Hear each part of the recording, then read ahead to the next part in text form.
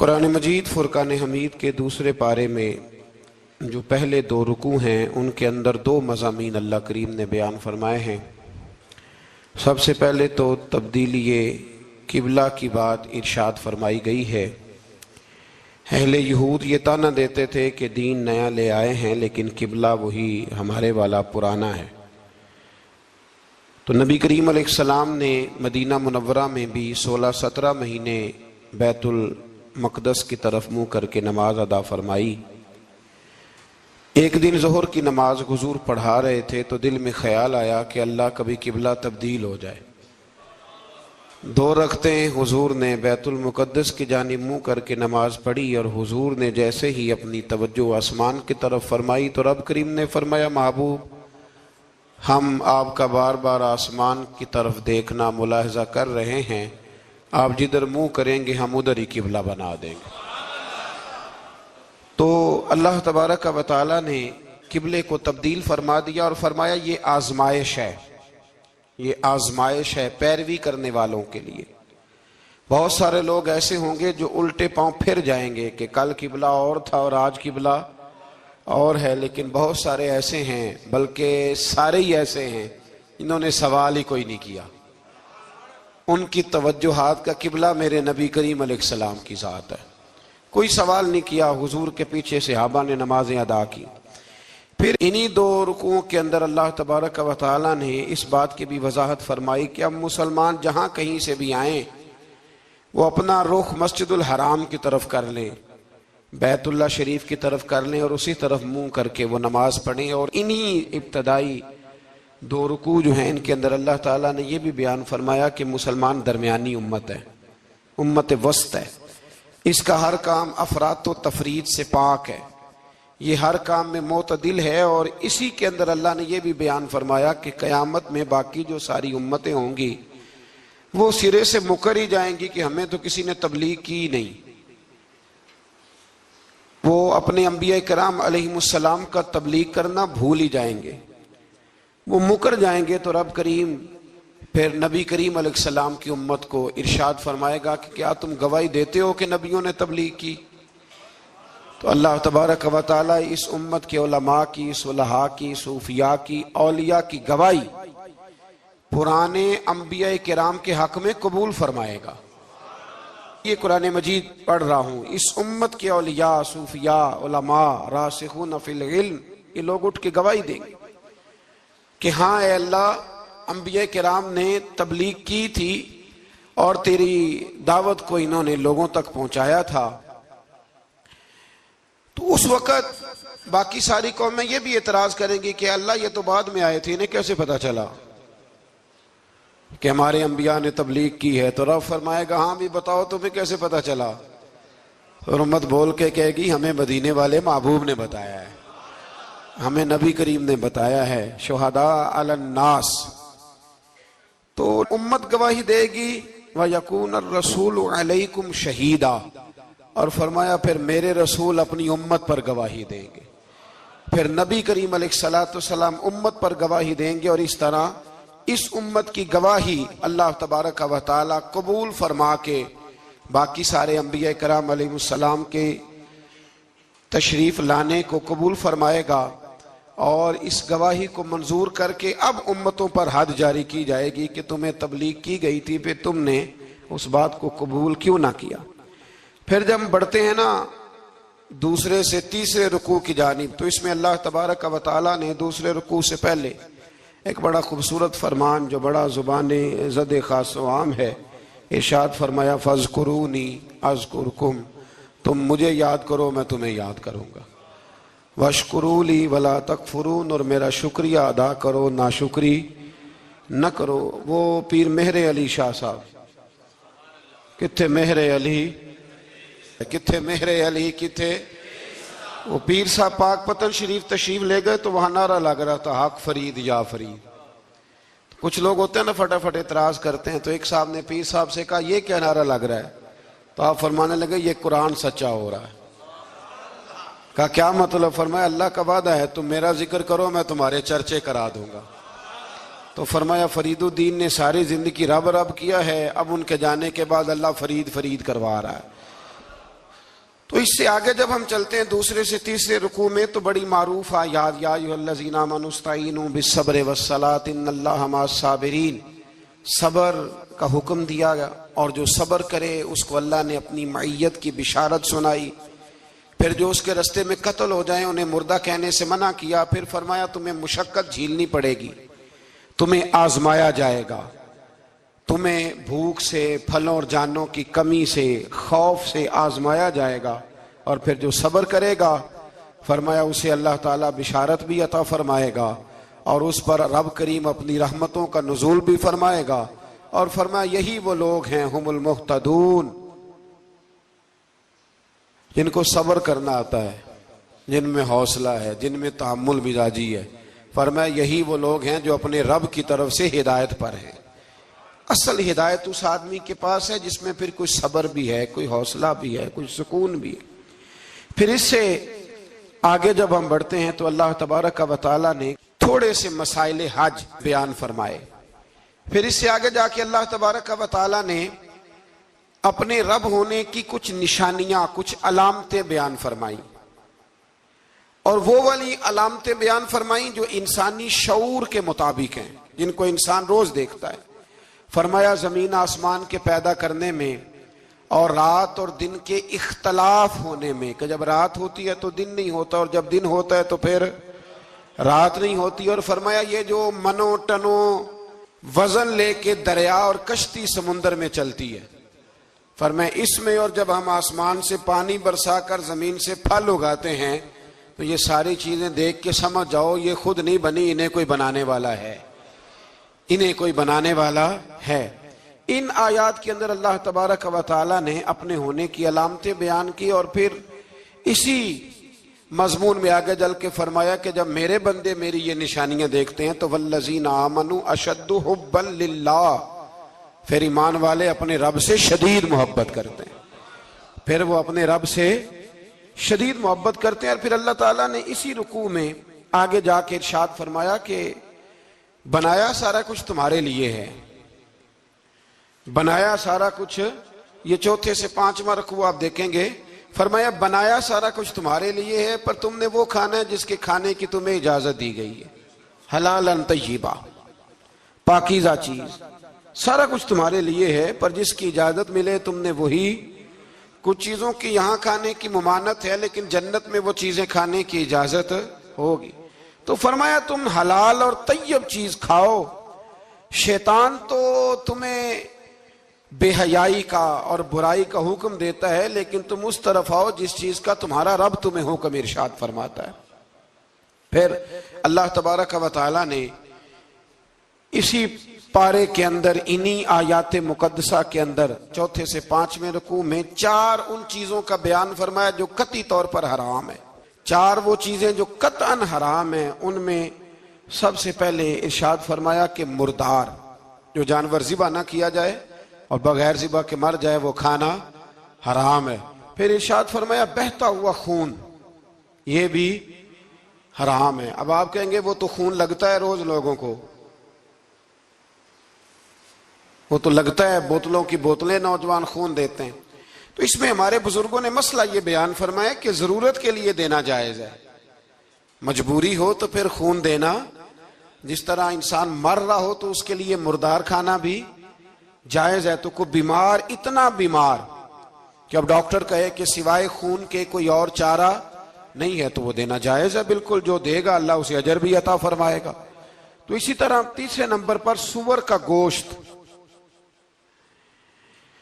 یہ بھی قطعاً حرام ہے، کوئی ایسی صورت ہی نہیں کہ جو اس کو جائز کیا جا سکے۔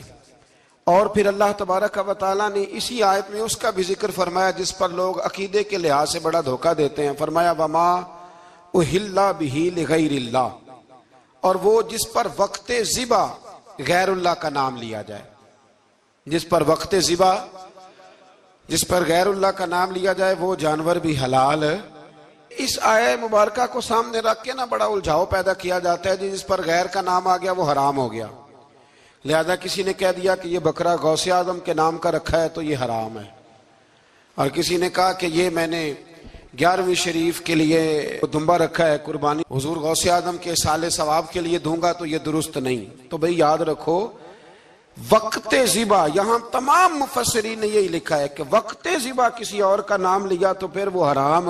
دیکھیں نا، کسی بندے نے اگر کہہ دیا کہ یہ دمبا زید کا ہے، 4-5 دمبے بکرے گھوم رہے تھے، کسی نے کہہ دیا زید کا ہے، یہ بکر کا ہے، یہ عمر کا ہے، یہ سعد کا ہے، اب کیا یہ لفظ کہنے سے وہ حرام ہو جائے گا؟ روز کہتے ہو کہ نہیں کہتے؟ تو عجیب فلسفہ ہے نا لوگوں کا۔ اگر آپ نے کہہ دیا غوث پاک کے سال ثواب کے لیے ہے تو پھر وہ حرام ہو گیا جی۔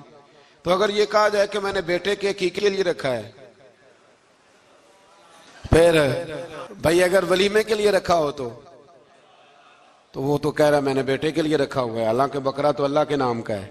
تو بلا وجہ لوگ اس میں ایسی چیزیں پیدا کرتے ہیں، تو اس کو سمجھ لیں یہ قرآن مجید کی آیت نمبر 173 ہے، جس میں اللہ تبارک و تعالیٰ نے بڑی وضاحت کے ساتھ ان چیزوں کا ذکر فرمایا جن کا کھانا بالکل ناجائز ہے۔ تو وہ 4 چیزیں آپ کی سمجھ میں آ گئی جی۔ سب سے پہلے مردار، پھر بہتا ہوا خون، پھر سور کا گوشت، اور چوتھے نمبر پہ وہ جانور جس پر وقت ذبح کرتے وقت کہا جاتا ہے نا بسم اللہ ہے۔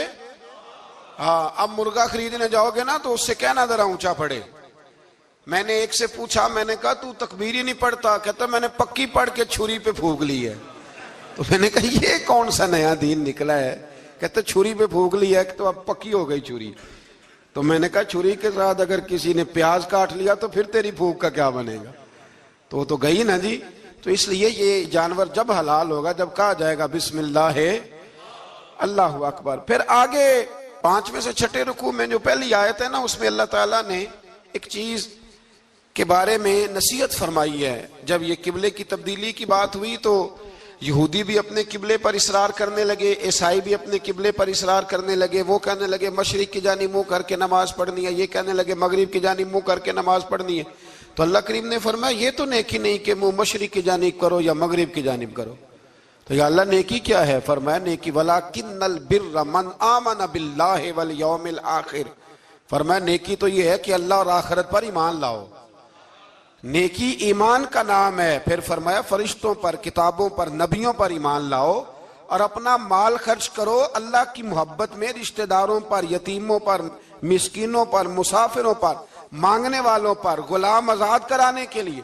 اور فرمایا نیکی تو یہ ہے کہ نماز قائم کرو، زکوٰۃ ادا کرو، اپنے وعدے پورے کرو جب تم وعدہ کر لیتے ہو، اور جب تمہیں کوئی مصیبت پہنچے اس پر صبر کرو۔ فرمایا اولئک الذین صدقوا، یہ وہ لوگ ہیں جو نیکی کے دعوے میں سچے ہیں، جو ایمان بھی لائیں، خرچ بھی کریں، مصیبت پر صبر بھی کریں۔ یہ وہ لوگ ہیں جو ایمان کے دعوے میں سچے ہیں۔ وَأُولَئِكَ هُمُ الْمُتَّقُونَ، اور یہ وہ لوگ ہیں جو پرہیزگار ہیں اللہ سے۔ آگے یہ آیت جس میں اللہ نے قصاص کا حکم دیا ہے، بدلہ لینے کا، یہ حکم اسٹیٹ کے لیے ہے، حکمرانوں کے لیے۔ فرمایا کہ جب کوئی شخص کسی کے ساتھ کوئی ظلم کرے تو پھر اس کا بدلہ لو۔ تو کس طرح بدلہ لینا ہے؟ فرمایا الحر بالحر والعبد بالعبد والانثى بالانثى، آزاد کے بدلے آزاد، غلام کے بدلے غلام، عورت کے بدلے عورت۔ ہاں اگر کوئی وارث معاف کر دے تو بات الگ ہے، ورنہ بدلہ لو۔ اور قرآن مجید نے یہاں ارشاد فرمایا کہ اگر تم بدلہ لوگے تو زندگی ملے گی، تمہیں زندگی ملے گی۔ اگر حکمران مجرموں کو سزا دیں گے تو باقی لوگوں کی زندگی محفوظ رہے گی، بچے گی۔ حکم دیا گیا یہاں کہ بدلہ لیا جائے۔ پھر جب ہم 6 سے 7ویں رکوع کی طرف چلتے ہیں تو اس میں اللہ نے روزے کا حکم دیا، رمضان کی فضیلت بیان کی، اور ارشاد فرمایا گیا کہ جو روزہ نہ رکھ سکے وہ فدیۃ طعام مسکین، جو تو مریض ہو، بیمار ہو، وہ تو اتنے روزے جو ہے وہ اگلے دنوں میں رکھ لے۔ اور آگے جا کے یہ بھی بتایا گیا کہ جو زیادہ ہی بیمار ہو پھر وہ 1 مسکین کا فدیہ دے دے، کھانا دے دے۔ پھر اسی آیہ کریمہ میں رب کریم نے فرمایا اگر تم مجھ سے دعا مانگو گے اسی رکوع میں تو فرمایا میں تمہاری دعاؤں کو بھی ضرور قبول کروں گا۔ پھر اسی میں بتایا گیا کہ رات کے وقت تمہیں کھانے کی بھی اجازت ہے اور عمل زوجیت کی بھی تمہیں اجازت دی جاتی ہے۔ اسی طریقے سے پھر آگے اللہ تبارک و تعالیٰ نے حج کے مہینوں کے بارے میں علامتیں ارشاد فرمائیں اور مسائل حج کچھ آگے جا کے بیان کیے. اور ایک اور غلط رسم لوگ رسمیں بنا لیتے ہیں نا, ایک اور رسم تھی کہ یہودی اور عیسائی جب حج کرتے تھے نا احرام باندھ لیتے تھے, پھر دروازے سے گھر میں داخل نہیں ہوتے تھے, اوپر سے چھلانگ لگا کے کہ اب ہم پاک ہو گئے. تو دروازہ چونکہ گناہگار ہے, اس کے بیچ سے گناہگار آتے جاتے رہے ہیں, لہذا دروازے سے نہیں گزرتے تھے. تو اللہ کریم نے فرمایا یہ کوئی نیکی نہیں, یہ کوئی طریقہ نہیں کہ تم دروازوں سے نہ گزرو. وَلَٰكِنَّ الْبِرَّ مَنِ اتَّقَىٰ, دروازے کے اوپر سے چھلانگ لگانا نیکی نہیں, بلکہ نیکی تو یہ ہے کہ اللہ سے ڈرنا شروع کر دو. حج کے بعد پاک صاف ہو جاؤ, ڈرنا شروع کرو, یہ اصل میں نیکی ہے. تو پھر اللہ تبارک و تعالی نے حج کے مسائل کافی تفصیل کے ساتھ, چونکہ وہ فقہی مسائل ہیں اور پوری اس کی جزیات ہیں, لہذا وہ ایک نشست میں کرنے کی بات نہیں. تو رب کریم نے وہاں مشعر حرام کا بھی ذکر فرمایا اور ان سب چیزوں کی طرف نشاندہی فرمائی جن پر توجہ کرنا امت مسلمہ کے لیے بڑا ہی ضروری ہے. پھر آگے 8ویں رکوع تک یہ باتیں مختلف انداز میں چلتی رہیں. پھر 9ویں سے 10ویں رکوع میں ایک بات رب کریم نے یہ ارشاد فرمائی کہ میں نے کافروں کی نظر میں نا, جب انہوں نے میری نافرمانی کی ہے, میرے کلمہ نہیں پڑھا, میرے محبوب کو نہیں مانا, قرآن مجید کو نہیں مانا, تو فرمایا میں نے دنیا کی زندگی ان کے سامنے مزین کر دی. یہ بڑی سمجھنے والی بات. فرمایا زُيِّنَ لِلَّذِينَ كَفَرُوا, وہ جنہوں نے کفر کیا تھا نا ان کے لیے زینت دے دی کسے, حیات الدنیا, دنیا کی زندگی کو. اللہ نے نا ان کے لیے حسین کر دی, انہیں بڑے اچھے لگتے ہیں, یہ میری جائیداد ہے, یہ میرا باغ ہے, او میری حویلی ہے, یہ سارے میرے جناب بنگلے. فرمایا یہ چیزیں ہم نے کافروں کی نظر میں پھر پیاری کر دی. سمجھیے گا بات, یہ کافر کا طریقہ ہے کہ وہ دنیا داری کا مال دیکھتا ہے تو اس کی آنکھیں کھل جاتی ہیں, بڑا راضی ہوتا ہے. مومن کا یہ طریقہ, مومن کس بات پہ راضی ہوتا ہے, اللہ تبارک و تعالیٰ کی رضا پہ مومن راضی ہوتا ہے. اس چیز کو اللہ کریم نے یہاں بیان فرمایا. پھر اس سے آگے جو حرمت والے مہینے ہیں ان مہینوں کا ذکر کیا گیا. پھر اللہ تبارک و تعالیٰ نے جوے اور شراب کو حرام قرار دیا. 219 نمبر آیت ہے, اسی رکوع میں اللہ تبارک و تعالیٰ نے اس کا بھی تذکرہ فرمایا. یہ تفصیل کے ساتھ تذکرے جاری رہے. پھر اسی طرح عورتوں کے جو حیض و نفاس کے مسائل ہیں ان کو بھی اللہ تبارک و تعالیٰ نے اسی پارے کے اندر بیان فرمایا. کچھ طلاق کے مسائل بھی اللہ کریم نے اسی پارے 9ویں رکوع سے آگے جا کے ان ساری چیزوں کو اللہ کریم نے بیان فرمایا. اور پھر یہ بھی ارشاد فرمایا حیض و نفاس مسائل اور طلاق, ان ساری چیزوں کو بیان کرنے کے بعد فرمایا کہ ان کے مسائل گویا سیکھ لو, اس پر عمل کرو. اور فرمایا تلک حدود اللہ, یہ اللہ کی حدیں ہیں, فلا تعتدوها, اللہ کی حدوں سے آگے نہ گزرنا. یہ وہ باؤنڈری ہے جو اللہ نے بنائی ہے, یہ حکم وہ ہیں جو رب نے دیے ہیں, تو ان سے آگے نہ جانا. تو بالتفصیل ان ساری چیزوں کا یہاں بیان فرمایا گیا. اور وہ مسائل جو بڑی تیزی سے لوگ الجھا دیتے ہیں ان کا بھی اللہ کریم نے یہاں ذکر فرمایا. بیچ میں کچھ آیات ایسی ہیں جو زیادہ توجہ کے قابل ہیں اور ہماری روزمرہ کی زندگی میں ہمیں ان کی بڑی اشد ضرورت ہے, جو اگرچہ مسائل فقہ تو نہیں لیکن ضرورت کے لحاظ سے, روزمرہ کے اخلاقی رویوں کے لحاظ سے اس کی بڑی ضرورت ہے. ان چند آیات کا بھی ہم نے انتخاب کیا, انشاءاللہ اس پر بھی کچھ بات کرتا ہوں. اس پارے کے آخر میں نا اللہ کریم نے ایک واقعہ بیان فرمایا. اس میں اللہ تبارک و تعالیٰ نے نا بنی اسرائیل کا ایک واقعہ بڑی تفصیل کے ساتھ, اور وہ اس پارے کے اختتام پر عقیدے کے لحاظ سے, نظریے کے لحاظ سے, سمجھنے کے لحاظ سے بڑی اہم چیز ہے, اس پر ضرور غور فرمائیں. وہ یہ ہوا کہ بنی اسرائیل کے اندر ہمیشہ ایسے ہوتا تھا کہ اللہ تبارک و تعالیٰ ایک پیغمبر اور ایک بادشاہ, بنی اسرائیل کے اندر ہمیشہ نبی اور بادشاہ موجود رہتے تھے. ایک وقت ایسا آیا کہ بنی اسرائیل میں کوئی نبی نہیں تھے, اور بنی اسرائیل کا جو اپنا علاقہ تھا نا وہ ملک شام ہے. تو قوم عمالقہ ایک قوم تھی اور بڑے سخت گیر لوگ تھے. انہوں نے بنی اسرائیل والوں کے ساتھ لڑائی کی, جہاد کیا اور انہیں ان کے علاقے سے نکال دیا. اور کچھ حضرت یوسف علیہ السلام کے زمانے میں ویسے بھی ایک بہت بڑی تعداد جا کے مصر میں آباد ہو گئی تھی. اب یہ ہوا کہ ان کے پاس کوئی بادشاہ نہیں ہے، یہ بار بار دعا کرتے ہیں، التجا کرتے ہیں، تو اللہ تعالیٰ نے ایک پیغمبر انہیں عطا کیے جن کے مختلف نام کتابوں میں ہیں. صدر الافاضل رحمۃ اللہ علیہ نے تفسیر خزائن العرفان کے اندر ان کا نام حضرت شمویل علیہ السلام لکھا ہے. حضرت شمویل علیہ السلام کو اللہ تعالیٰ نے نبوت عطا فرمائی، اور جب حضرت شمویل علیہ السلام اللہ کے نبی ہوئے، بنی اسرائیل والوں کو یقین آیا کہ اللہ نے الحمدللہ ہمیں ایک نبی کے جھنڈے تلے جمع کر دیا ہے، تو پھر انہوں نے کہا کہ آپ ہمارے سامنے ایک بادشاہ بھی مقرر کریں تاکہ ہم اس کی سرپرستی میں جہاد کریں. جب انہوں نے یہ بات کی تو اللہ تبارک و تعالیٰ نے حضرت شمویل علیہ السلام کے ذمے لگایا. تو ایک اس زمانے میں اللہ کے نیک بندے تھے جناب طالوت علیہ السلام ان کا نام تھا. تو حضرت شمویل علیہ السلام نے انہیں کہا کہ اللہ کریم نے نا تمہارا بادشاہ طالوت کو بنایا ہے. ان کا نام بھی قرآن مجید نے ذکر فرمایا ہے. تو بنی اسرائیل کے لوگ کہنے لگے یہ تو غریب آدمی ہے، وہ بکریاں چرایا کرتے تھے لیکن علم میں بڑے پختہ تھے، وجود میں بڑے طاقتور تھے.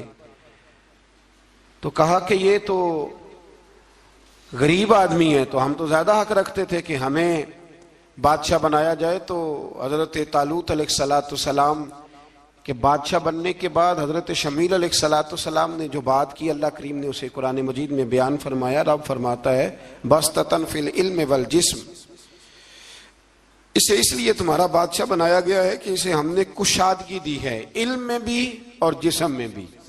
بڑے ماشاءاللہ موٹے تازے تھے، وجود بڑا طاقتور تھا. کچھ موٹے تازے ہوتے ہیں پر طاقتور نہیں ہوتے، موٹے تازے بھی تھے اور طاقتور بھی تھے. فرمایا کہ وجود میں بھی طاقت ہے اور علم میں بھی اللہ نے انہیں وسعت عطا فرمائی.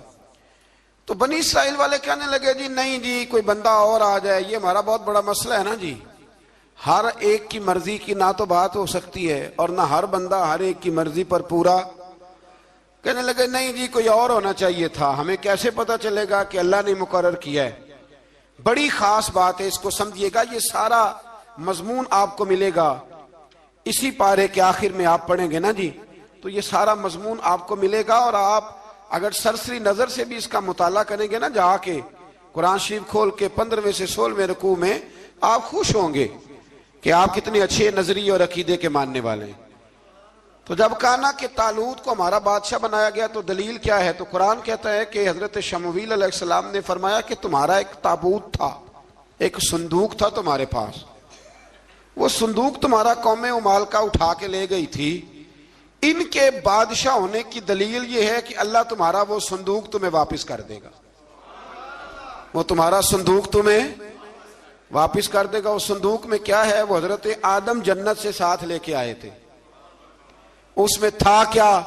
تو قرآن مجید کہتا ہے کہ اس کے اندر نا حضرت ہارون علیہ السلام اور حضرت موسیٰ علیہ السلام کے تبرکات تھے.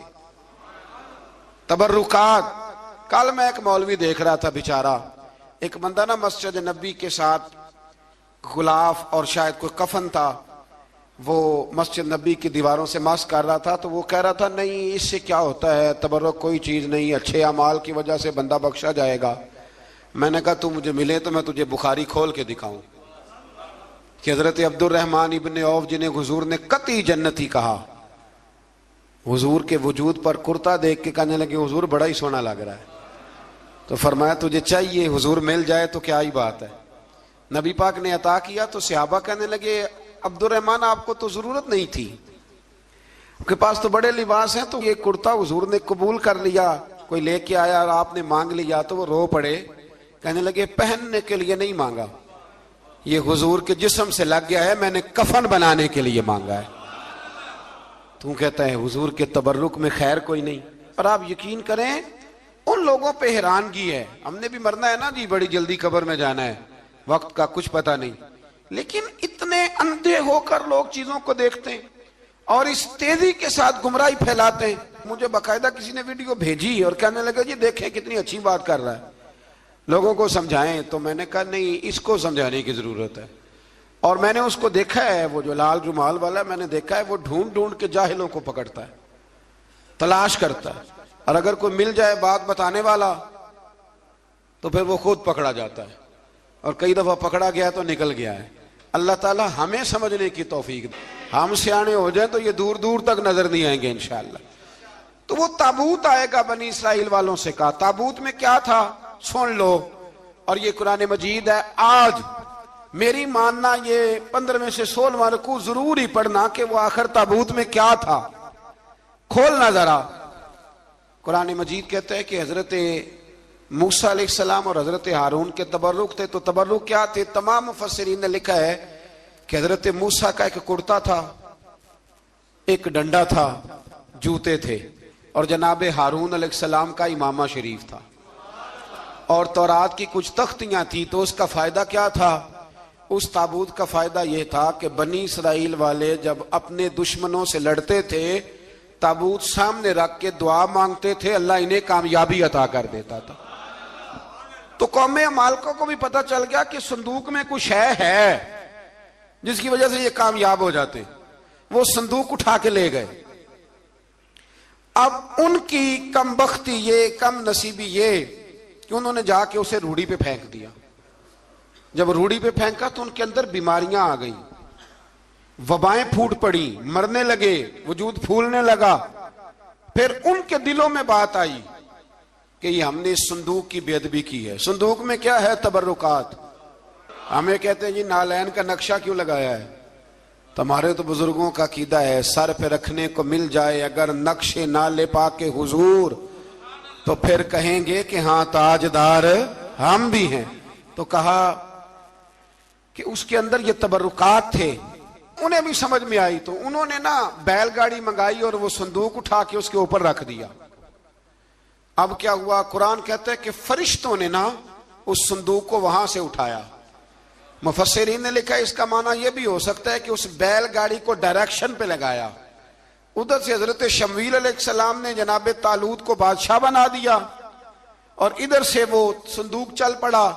کہا بھئی ہم ان کو کیسے بادشاہ مانے؟ تو فرمایا بادشاہ اس طرح مانو گے کہ تمہارا وہ صندوق آ جائے گا، اور قرآن کہتے ہیں اس صندوق میں تمہارے دلوں کا سکون ہے، اس میں تمہارے دلوں کا۔ اور بھائی ہماری تو کوشش ہوتی ہے بزرگوں سے کوئی چیز مل جائے، اللہ والوں کا کوئی تبرک ہمارے ہاتھ آ جائے۔ تو وہ صندوق آ گیا، یہ مان گئے۔ اب جہاد کرنے نکلے تو لڑنا تھا جالوت کی قوم کے ساتھ، وہ بڑا سخت آدمی تھا، 3 من سونا اس نے وجود پہ پہنا ہوتا تھا۔ اس کی قوم سے لڑنا ہے، ٹوپی بڑی تگڑی پہنی ہوتی تھی لوہے کی۔ اب کون لڑے؟ ایک نوجوان تھے جن کا نام تھا داؤد علیہ السلام، وہ بھی بکریاں چرایا کرتے تھے۔ اور جن دنوں حضرت طالوت نکلے نا اپنی قوم کو لے کر جالوت کے خلاف لڑنے، تو حضرت داؤد بھی شامل ہو گئے۔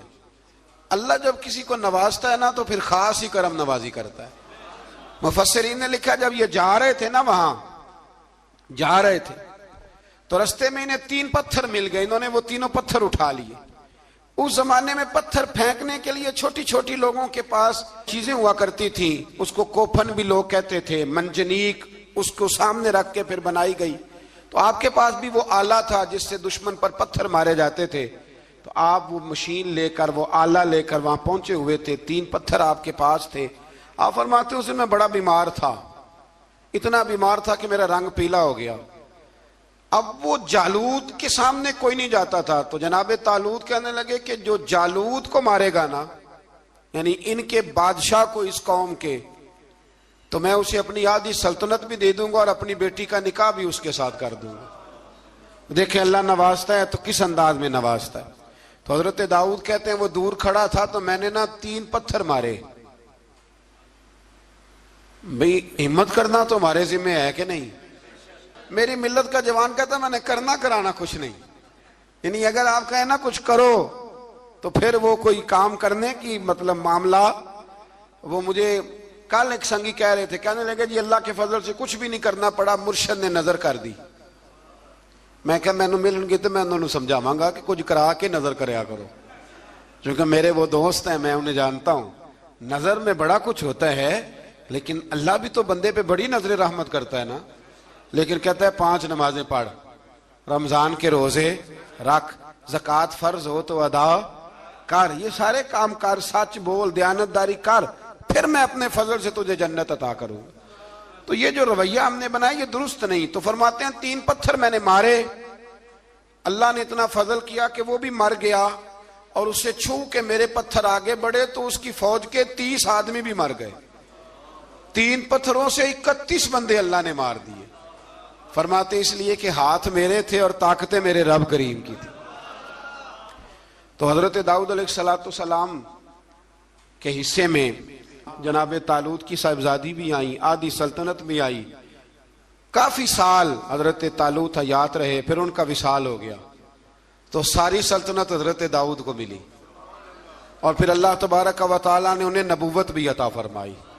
یہ دنیا میں واحد پیغمبر ہیں جو بیک وقت نبی بھی تھے اور بادشاہ بھی تھے.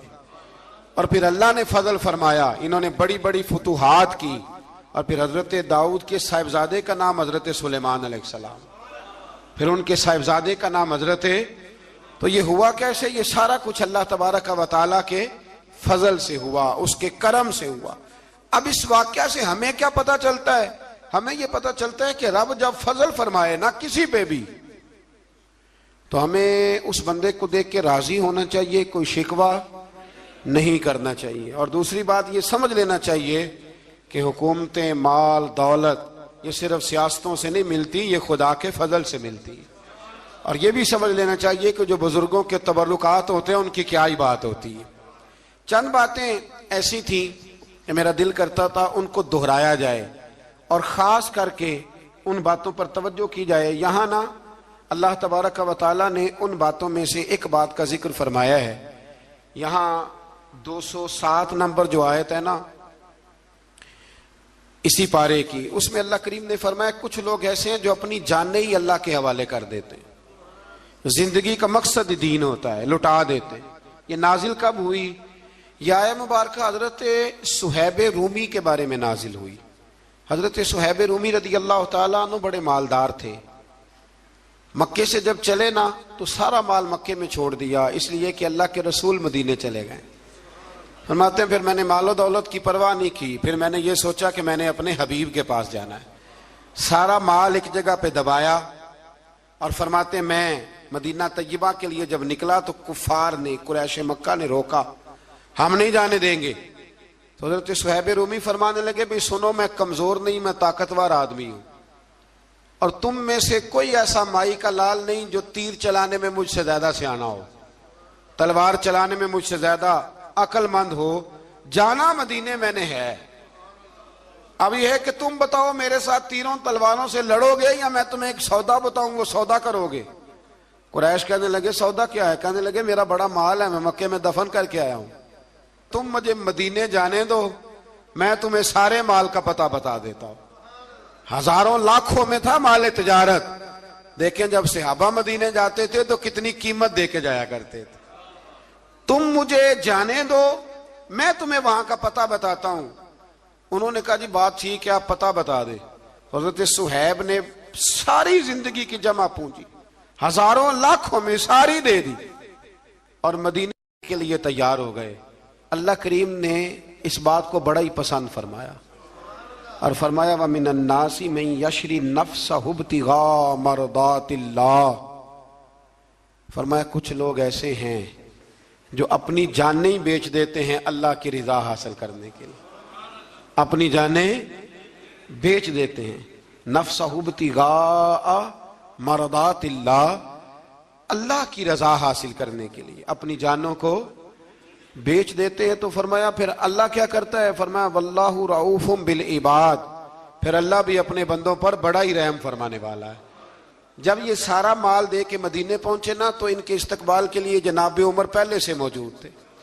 حضرت عمر ریسیو کر کے نبی کریم کی بارگاہ میں لے گئے تو فرماتے ہیں حضور نے مجھے دیکھتے ہی فرمایا صہیب زندگی میں تم نے بڑی تجارتیں کی ہوں گی، پر یہ جو تم نے سودا کیا ہے نا یہ بڑا ہی نفع والا کیا ہے. یہ جو سودا فرمایا یہ تو نے بڑا. تو دین کے لیے جب آپ کوئی کام کرتے ہیں تو یہ سودا بڑا نفع والا. ایک مضمون اور یہاں ہے 216 نمبر آیت میں، وہ بھی بڑا ہی سمجھنے والا ہے۔ اللہ کریم نے جب جہاد فرض کیا نا تو فرمایا کتب علیکم القتال، ہم نے تم پر قتل کرنا، قتال کرنا فرض کیا ہے۔ فرمایا ہو سکتا ہے تمہیں یہ کراہت محسوس ہو، مشکل لگے، برا لگے۔ ایک بات جو آج کی نصیحت ہے اور مضامین قرآن جو ہم سیکھ رہے ہیں اس کے اندر سے ہمیں یہ خاص چیز ہے جس کو سمجھنا چاہیے۔ اللہ کریم نے فرمایا کہ تم پر جہاد فرض کیا گیا ہے، وَهُوَ كُرْهٌ لَكُمْ، ہو سکتا ہے تمہیں ناپسند ہو، تو ایک نہ ساری زندگی کے لیے ایک نصیحت کر دی۔ فرمایا وَعَسَىٰ أَن تَكْرَهُوا شَيْئًا، ہو سکتا ہے تم کسی چیز کو ناپسند کرو، وَهُوَ خَيْرٌ لَكُمْ، اور وہ تمہارے لیے اچھی ہو۔ اللہ اکبر، یہ وہ بات ہے اگر سمجھ میں آ گئی تو کلیجہ ٹھنڈا ہو گیا، زندگی سکون میں آ گئی۔ فرمایا ہو سکتا ہے تم کسی چیز کو ناپسند کرو اور وہ تمہارے لیے بہتر ہو۔ وَعَسَىٰ أَن تُحِبُّوا شَيْئًا، ہو سکتا ہے تم کسی چیز سے محبت کرو، وَهُوَ شَرٌّ لَكُمْ، اور وہ تمہارے لیے بری ہو، اچھی۔ بس میرے رب نے ایک بات مسلمان کو بتا دی جو جینے کے لیے بڑی کافی ہے۔ فرمایا تم میرے اور میرے رسول کے حکم پر چلو۔ کیوں؟ اس لیے کہ واللہ یعلم وانتم لا تعلمون، اللہ جانتا ہے تم نہیں جانتے۔ اللہ کے طریقوں کے مطابق، رسول اللہ کے بتائے ہوئے طریقوں کے مطابق چلو، اللہ جانتا ہے ہم جانتے نہیں۔ تو قرآن مجید کی اس نصیحت پر ضرور غور کریں۔ ایک شخص نے ایک دفعہ اپنی بیوی کی بڑی شکایتیں کی نبی کریم کی بارگاہ میں، تو رسول کریم علیہ السلام نے فرمایا ہو سکتا ہے اللہ تمہیں اس میں سے ایسی اولاد عطا کر دے جو تیرے لیے باعث خیر ہو۔ جو چیزیں ہم ناپسند کرتے ہیں بعض اوقات اسی میں سے اللہ تعالی ہمارے لیے خیر کر دیتا ہے۔ اللہ ہمیں سمجھنے کی توفیق عطا فرمائے۔